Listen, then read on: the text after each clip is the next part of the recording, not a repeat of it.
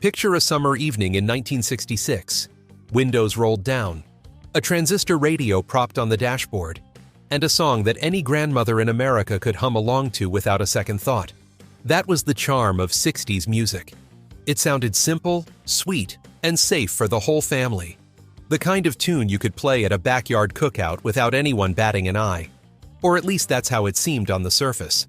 Underneath some of those beloved melodies were lyrics, with a much racier story to tell, hiding in plain sight for decades, slipped past parents, radio programmers, and even the singer's own record labels. So today, we're counting down 10 famous songs from 1960s people didn't realize were filthy. Number 10. Little Egypt, Yin Yang, by the Coasters. Little Egypt came out strutting, wearing nothing but a button. Back in 1961, the Coasters were one of the most popular vocal groups in America, known for turning everyday stories into catchy little 3-minute plays. Songwriters Jerry Leiber and Mike Stoller had a gift for slipping colorful characters into their tunes, and one of their most memorable creations was a woman named Little Egypt. The name wasn't invented out of thin air. Decades earlier, at the 1893 World's Fair in Chicago, a performer using the stage name Little Egypt became famous for a scandalous dance routine that shocked polite society at the time. That reputation stuck around for generations, and by the time Leiber and Stoller wrote their song, the name Little Egypt was still shorthand for a certain kind of daring stage performer. Singing, yeah. In the song, the narrator falls for a carnival dancer who performs a very suggestive act, one that leaves the crowd stunned into silence before they erupt into applause. He's so taken with her that he decides to marry her, and the story takes a funny turn when she eventually settles down into a quiet domestic life, only to pull out her old costume every now and then to remind her husband of the woman she used to be. For a lot of listeners at the time, the song simply sounded like a fun, upbeat novelty number about a colorful character.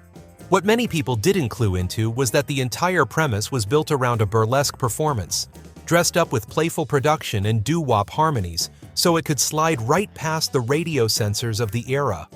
It's a perfect example of how songwriters in the early 60s learned to hide adult subject matter behind a bouncy melody and a wink. But let me tell you people, Little Egypt doesn't dance there anymore. Leiber and Stoller had already proven themselves masters of this approach with earlier Coasters hits, packing their songs with sly humor that adults could appreciate on one level, while younger fans simply enjoyed the story and the beat. Little Egypt fit right into that pattern, arriving at a time when the carnival and burlesque circuit was still a familiar part of American life for an older generation, even as it was fading from the mainstream. Anyone who had grown up near a traveling fair or a boardwalk sideshow would have recognized exactly the kind of act being described, even if their kids singing along in the back seat had no idea what any of it meant. Little Egypt came out strutting, wearing nothing but a button. Number 9. Lady Godiva by Peter and Gordon.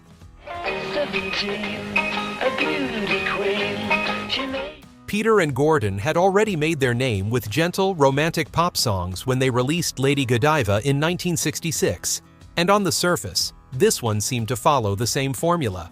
The title borrowed from an Old English legend about a noblewoman who rode through the streets of Coventry with nothing but her long hair covering her, protesting unfair taxes imposed on the townspeople. But the song wasn't really about 11th century England at all. It used that legend as a clever cover story for a much more modern situation. The Lady Godiva in this song is a young woman who poses for nude photographs, the kind sold on postcards and calendars, and she's becoming quite successful and well known for it. The singer is smitten with her, but he's also uneasy about her chosen profession, and he spends the song trying to convince her to give it up so the two of them can settle down together. Lady Godiva. Because the melody was so light and the delivery so charming, plenty of listeners simply enjoyed it as a quirky history-themed pop tune without picking up on what was actually being described. It helped that British pop radio in the mid-60s was full of clever, layered songwriting, and audiences were used to reading between the lines, just enough to let a song like this slip through without raising eyebrows. Looking back, it's a fascinating snapshot of how far songwriters could push a risque premise, as long as it was wrapped in a catchy chorus and a historical reference. Peter and Gordon had built their reputation on softer material, including songs handed to them by Paul McCartney himself, so audiences weren't necessarily expecting anything cheeky from the duo. That reputation for wholesome pop actually worked in the song's favor, since few listeners thought to question a group known for gentle harmonies and polite subject matter. It's a reminder that a performer's public image could sometimes do as much work as the lyrics themselves in keeping a song's true meaning under wraps. Lady Godiva. Number 8. Groovin by the Young Rascals.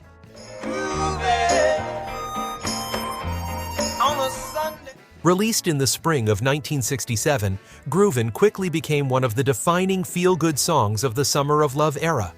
Written by group members Felix Cavaliero and Eddie Brigati, it paints a picture of a couple spending a lazy Sunday afternoon together, away from the pressures of the work week, just enjoying each other's company.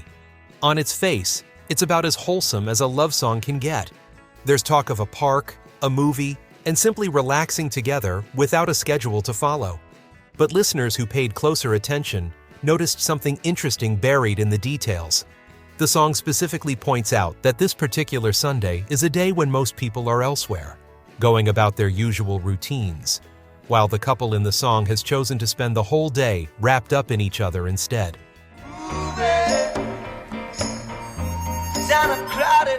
For an audience raised on strict expectations about how Sundays were supposed to be spent, that small detail carried a bit more weight than it first appeared to. Some listeners at the time picked up on the implication that this cozy, unhurried day together was about more than just holding hands in the park, and the soft, warm production made it easy to read even more into the relaxed intimacy being described. It's a gentle example, nowhere near as blunt as some of the other songs on this list, but it shows how even the sunniest sounding singles of the era could carry a little more meaning than met the ear.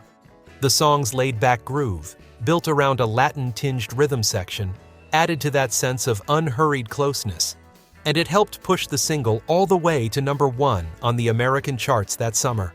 Because the arrangement felt so breezy and the harmonies so sweet, most casual listeners simply took the song at face value, humming along without ever pausing to consider why the songwriters had gone out of their way to specify exactly which day of the week the couple had chosen to spend wrapped up in each other.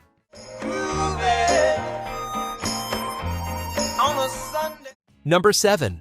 Ring of Fire by Johnny Cash. I fell into a burning ring of fire. When Johnny Cash released Ring of Fire in 1963, it became one of the signature songs of his entire career, driven by that unmistakable mariachi-style horn section that made it instantly recognizable.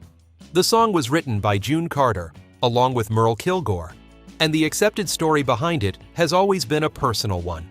June was reportedly writing about her own overwhelming feelings for Johnny at a time when both of them were married to other people, describing love as something as consuming and dangerous as fire. That's the official story, and it's a touching one, especially once you know that June and Johnny eventually did marry a few years later. But for decades, fans and music trivia buffs have passed around a much earthier rumor about what the title might really be referring to. One that has nothing to do with romance and everything to do with a much less flattering physical sensation. It's the kind of story that gets repeated at parties and trivia nights, always with a grin, even though there's no solid evidence behind it beyond word of mouth. I went down, down, down, and the flames went higher. Whether or not that alternate explanation holds any water, it's stuck around in music folklore for a reason. Most casual fans who grew up loving this song had no idea there was ever a cruder theory floating around at all. They just heard a powerful love song with horns blazing, and left it at that, never suspecting the title had picked up a second, much less romantic reputation among longtime music fans over the years. Part of what keeps the rumor alive is the sheer power of the recording itself. Cash's booming baritone, combined with those mariachi horns that producer Don Law brought in almost on a whim, gave the song a larger-than-life quality that made it feel like it had to be about something dramatic and consuming. Whether listeners walked away thinking about a whirlwind romance or something a little less flattering, the song's staying power has never really been in question. and it remains one of the most instantly recognizable recordings to come out of Nashville during that entire decade. I fell into a burning ring of fire. Number 6. Little Red Rooster by the Rolling Stones. I am the little red rooster. Too late. Written by the great blues songwriter Willie Dixon, Little Red Rooster had already been recorded by Howlin' Wolf before the Rolling Stones took their turn with it in 1964, turning it into a #1 hit in the UK. It's a slow, atmospheric blues number about a rooster strutting around a farmyard, and on paper, it sounds like nothing more than a simple animal tale set to music. Except in the blues tradition that Dixon came out of, animals were rarely just animals. Roosters, dogs, and other farmyard creatures were commonly used as stand-ins for something else entirely, usually a confident, virile man who ruled over his own little kingdom the way a rooster rules the henhouse. This kind of coded language had been used by blues musicians for decades, allowing them to sing about adult topics on records that might otherwise have been kept off the shelves. The dogs begin to bark. Hound. By the time the Rolling Stones brought the song to a much younger, mostly white audience in Britain, a lot of that context had faded into the background. Most listeners simply heard a moody blues tune about barnyard life, sung with real conviction by a young Mick Jagger, without realizing they were carrying forward a decades-old tradition of using animal imagery to talk about something a good deal more grown up. It's one of the clearest examples on this list of how a musical style itself, blues, was built on this kind of layered, coded storytelling long before rock and roll ever came along. It's also worth remembering just how unusual it was for a slow, traditional blues number like this one to top the British charts at all in 1964, when the airwaves were otherwise dominated by upbeat pop and the early rumblings of the British invasion sound. The Rolling Stones' willingness to record something so rooted in American blues tradition, coded meaning and all, helped introduce an entire generation of young British and American fans to a songwriting style they might never have encountered otherwise, even if most of them never learned exactly where the tradition came from. I am the little red rooster. Too late. Number 5. House of the Rising Sun by the Animals. Few songs from the 60s feel as haunting as House of the Rising Sun, and the Animals' 1964 version turned an old traditional folk song into an international #1 hit. Nobody knows exactly who wrote the original tune, since it had been passed around Appalachian folk circles for generations before Bob Dylan recorded his own version in 1962, which is where the Animals first heard it. The lyrics describe a house in New Orleans that has been, in the song's own words, the ruin of many a poor girl, or in some versions, many a poor boy. For years, folklorists and music historians have generally agreed that the house being described isn't a literal home at all, but a stand-in for a brothel, or in some interpretations, a gambling house, the kind of place a young person could wander into and never quite recover from financially or otherwise. Because the song had circulated through folk tradition for so long before the Animals ever recorded it, plenty of listeners in 1964 simply took it at face value as a mournful old song about a place that ruined lives, without necessarily connecting the dots about what kind of establishment was actually being described. The moody organ, the dramatic vocal delivery, and the sheer age of the song gave it an air of poetic mystery that made the darker subject matter easy to overlook. It remains one of the most covered songs in American music history, and its true subject matter is still debated by folk historians to this day. Part of the reason the song traveled so well across generations is that its origins are so murky. Some historians trace elements of the melody back to English folk ballads brought over by early settlers, while others believe the specific New Orleans setting was added later by musicians performing in the South. By the time Eric Burdon recorded his haunting lead vocal for the Animals, the song had already passed through so many hands and so many small lyrical changes that its true meaning had become something listeners were left to puzzle out for themselves, which is exactly what generations of fans have continued to do ever since. Number 4. Wild Thing by the Troggs.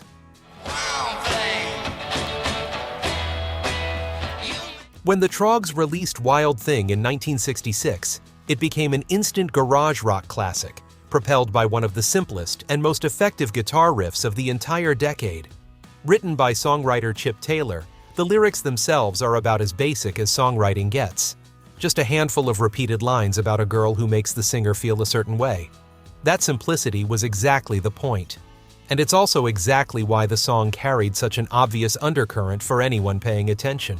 Without ever using a single explicit word, the entire song is built around physical attraction, plain and simple, dressed up in playful, almost childlike language that made it easy to broadcast on mainstream radio without a second thought from station managers.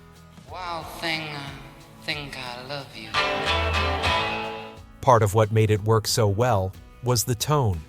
The song never sounds aggressive or crude, just enthusiastic and a little goofy, complete with an ocarina solo that somehow made the whole thing feel more innocent than it had any right to. Generations of listeners have sung along to Wild Thing at parties and ball games alike, often without ever stopping to consider just how bluntly physical the whole premise really is, once you strip away the fun arrangement. It's proof that sometimes the simplest lyrics hide the most obvious meanings, precisely because nobody expects a song that catchy to actually be saying something so direct. The song's success only grew when Jimi Hendrix famously set his guitar on fire while performing it at the Monterey Pop Festival the following year, cementing Wild Thing as a symbol of raw, unfiltered rock energy rather than a piece of subtle songwriting. That larger-than-life reputation may have actually helped keep the song's plain-spoken subject matter from standing out, since audiences were far more focused on the spectacle surrounding it than on picking apart three simple verses that, on their own, were saying exactly what they meant all along.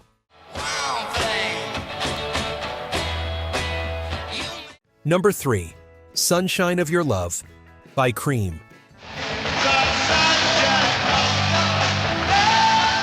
Released as a single in late 1967 and becoming a massive hit into 1968, Sunshine of Your Love is often remembered as one of Cream's finest achievements, built around a guitar riff by Eric Clapton that remains one of the most recognizable in rock history. The song was co-written by bassist Jack Bruce, lyricist Pete Brown, and Clapton himself, reportedly finished in the early morning hours after the band had gone to see Jimi Hendrix perform live. On the surface, it reads as a grand, sweeping love song, full of dramatic imagery about waiting through the night for a lover to arrive. The language is poetic and a little abstract, talking about staying up until dawn and being consumed by feelings for another person. That kind of imagery was fairly common in the psychedelic rock scene of the time, where songwriters leaned heavily into metaphor and mood rather than anything too straightforward.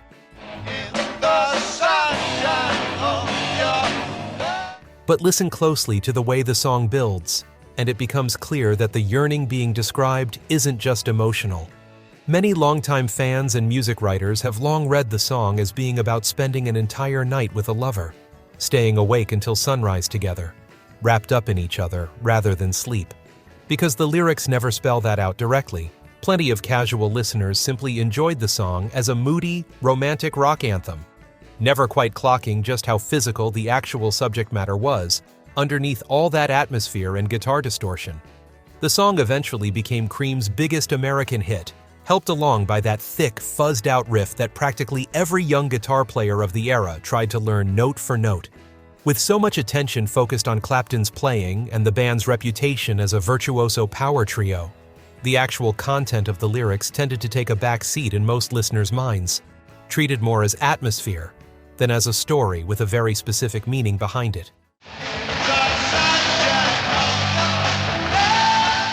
Number 2. Je t'aime. Moi non plus by Jane Birkin and Serge Gainsbourg. Few songs on this entire list caused as much of a stir as Je t'aime, Moi non plus, and unlike some of the other entries here, this one didn't need much decoding at all once people actually heard it. Written by French singer and provocateur Serge Gainsbourg, the song was originally recorded in 1967 with actress Brigitte Bardot, though that version stayed unreleased for years at Bardot's own request after she worried about the backlash it might cause. Gainsbourg re-recorded it in 1969 with his new partner, English actress and singer Jane Birkin. and this time, it made its way onto radio and record store shelves across Europe.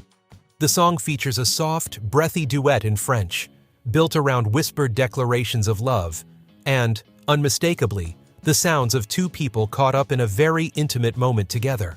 There was no hidden metaphor to untangle here. The content was about as direct as a pop song could get for its era.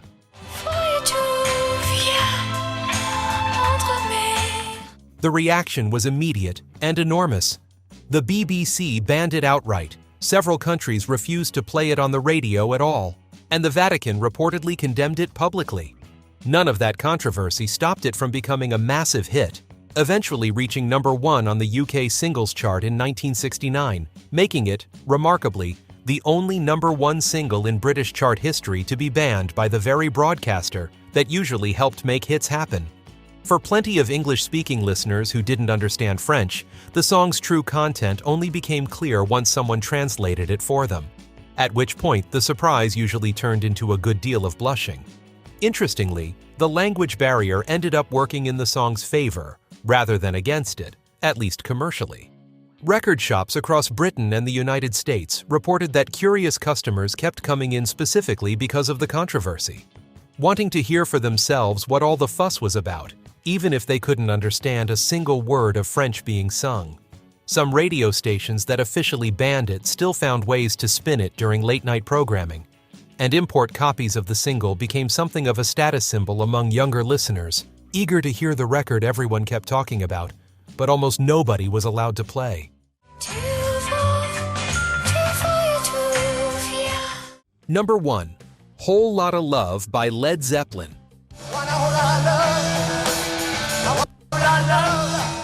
Closing out our list is a song that practically defined the sound of hard rock as the 60s came to an end. Released in 1969 on Led Zeppelin's second album, Whole Lotta Love became an instant anthem, driven by Jimmy Page's thunderous riff and Robert Plant's powerhouse vocals. To an entire generation of listeners, it simply sounded like the loudest, most exciting rock song they'd ever heard blasting out of their car speakers. What a lot of listeners at the time didn't realize was just how much the lyrics owed to an older blues song. Years later, it came out that significant portions of the lyrics were lifted from a 1962 song called You Need Love, written by the same Willie Dixon whose Little Red Rooster appears earlier on this list, and originally performed by Muddy Waters. That song was every bit as direct about physical desire as its title suggests, and Led Zeppelin's version kept that same unmistakable subject matter fully intact, just dressed up in a much heavier, more explosive arrangement. The connection was significant enough that decades later, a lawsuit was settled, giving Dixon proper songwriting credit alongside the band. Then there's the middle section of the song, the part where the music drops away and gives way to a swirl of moaning, sighing studio effects that producer Jimmy Page and engineer Eddie Kramer built, using tape manipulation and a theremin.